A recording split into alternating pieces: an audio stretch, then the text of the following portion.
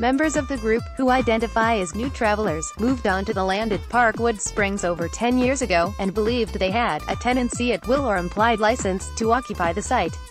Sheffield City Council, SCC, launched a legal fight to take full possession of the land off Pickering Road, and evict the travelers, in 2017. The local authority won their battle yesterday, after Judge Graham Robinson ruled in their favor. Judge Robinson's judgment came after the case was heard at Sheffield County Court last year. Speaking after the hearing, Jim Steinke, cabinet member for Communities and Safer Neighborhoods, said the council had not set a date for eviction. Police, 6 arrested as rival fans clash at Sheffield Derby. He said, "I think it's about being reasonable. There are children on the site, and I would hope that any next steps would involve them moving off of the site without disruption to the children, so in terms of school holidays, and we need to work that out with the relevant parents involved. We also need to make sure that the people who want to move on, whether that's to a similar type of accommodation or a different type of accommodation, are given the space to enable that to happen." He added, "I would like to thank the judge for the decision he has made today and the clarity it provides for both the council and the new age travelers. We have always said we want this case to be heard fairly and impartially for the benefit of the community who live at Parkwood and for the wider population of Sheffield.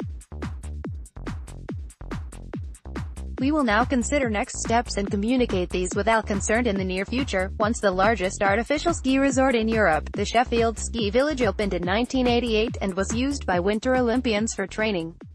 In 2012, a major fire ripped through the resort, the first of a series of blazes believed to be arson attacks. The village was subsequently closed, and the site fell into a state of disrepair. A new winter sports development, costing £22.5 million, is now planned for the site.